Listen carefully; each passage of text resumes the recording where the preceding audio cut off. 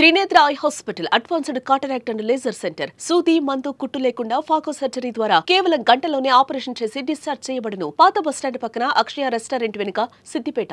ఎప్పుడెప్పుడా అని ఎదురు చూసే స్థానిక సంస్థల ఎన్నికలకు రంగం సిద్ధమైపోయింది. షెడ్యూల్ కూడా ఎన్నికల సంఘం అయితే విడుదల చేయడం జరిగింది.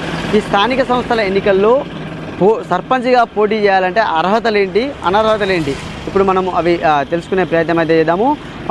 అర్హతల్లో ఫస్ట్ పాయింట్ మనం చూసుకున్నట్టయితే ఒక అభ్యర్థి పోటీ చేసే అభ్యర్థి ఎవరైతే ఉంటారో ఆ గ్రామ పంచాయతీ స్థానికుడై ఉంటేనే ఆ గ్రామంలో సర్పంచ్గా పోటీ చేసేందుకు అవకాశం ఉంటుంది. పాయింట్ నెంబర్ 2 చూసుకుంటే ఆ గ్రామ పంచాయతీ పరిధిలో ఓటు ఉంటేనే వార్డులో కానీ గ్రామ పంచాయతీ పరిధిలో ఓటు ఉంటేనే కూడా సర్పంచ్కు నామినేషన్ దాఖలు చేయడానికి కానీ పోటీ చేసేందుకు కానీ అవకాశం ఉంటుంది. ఇక పాయింట్ నెంబర్ 3కి వస్తే పాయింట్ నెంబర్ 3లో 21 సంవత్సరాలు నామినేషన్ దాఖలు చేసే సమయానికి 21 సంవత్సరాలు దాటితేనే నామినేషన్ దాఖలు చేసేందుకు కూడా అవకాశం ఉంటుంది. 21 సంవత్సరాలు లోపు ఉంటే మాత్రం నామినేషన్ దాఖలు చేసేందుకు మాత్రం అనర్హులుగా కూడా ప్రకటించబడతారు. ఇక పాయింట్ నెంబర్ 4కి వస్తే జనరల్ కేటగిరీకి సంబంధించి జనరల్ కేటగిరీలో మహిళ ఎస్సీ ఎస్టీ బీసీలు మహిళలు కూడా పోటీ చేయవచ్చు. ఇక పాయింట్ నెంబర్ 5లో మహిళా రిజర్వేషన్కు సంబంధించి మహిళలు సంబంధించిన రిజర్వేషన్లో మహిళలే కూడా పోటీ చేయవచ్చు. జనరల్ స్థానాల్లో కూడా మహిళలు పోటీ చేసేందుకు అవకాశం ఉంటుంది.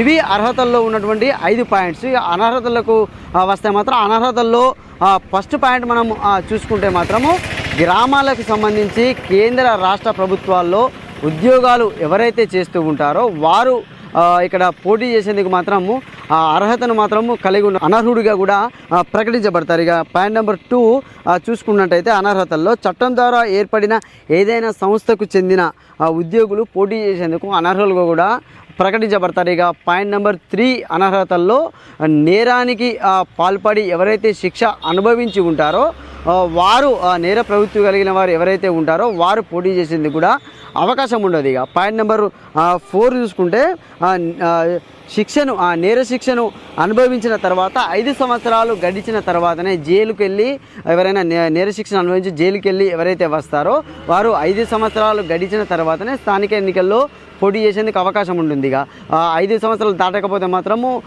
అనర్హులుగా కూడా ప్రకటించబడతారు. ఇక పాయింట్ నెంబర్ 5 చూసుకుంటే మతి స్థిమితం లేని వ్యక్తులు మూగవారు ఎవరైతే ఉంటారో వారు పోటీ చేసేందుకు మాత్రము అనర్హులుగా కూడా ప్రకటించబడతారు. ఇక గ్రామ పంచాయతీకి వ్యక్తిగతంగా పాయింట్ నెంబర్ 6లో గ్రామ పంచాయతీకి వ్యక్తిగతంగా ఎవరైతే బకాయి పడి ఉంటారో వారు బకాయి పడి నోటీసులను తీసుకుంటారో ఆ వ్యక్తులు మాత్రం పోటీ చేసేందుకు మాత్రము అవకాశము లేదు. ఇక పాయింట్ నెంబర్ 8 ఓకే ఇద్దరికంటే ఎక్కువ ముగ్గురు పిల్లలను ఎవరైతే కలిగి ఉంటారో వారు పోటీ చేసేందుకు మాత్రం అనర్హులుగా కూడా ప్రకటించబడతారు. ఇక లాస్ట్ పాయింట్కి వస్తే మాత్రం 9th పాయింట్లో కేంద్ర రాష్ట్ర ప్రభుత్వాల్లో పనిచేసే ఉద్యోగులు ఎవరైతే ఉంటారో స్థానిక సంస్థల కార్యాలయాల్లో పనిచేసే ఉద్యోగులు ఏదైనా అవినీతికి కానీ అవిశ్వాసఘాతకానికి కానీ పాల్పడి ఉంటే మాత్రం ఇందులో పోటీ చేసేందుకు అనర్హులుగా కూడా ప్రకటించబడతారు. అంటే ఆ ఉద్యోగానికి రాజీనామా చేసి పోటీ చేసే అవకాశాలు ఉంటాయి తప్ప అంటే అక్కడ అవినీతికి పాల్పడి మేము ఇక్కడ పోటీ చేస్తామంటే కూడా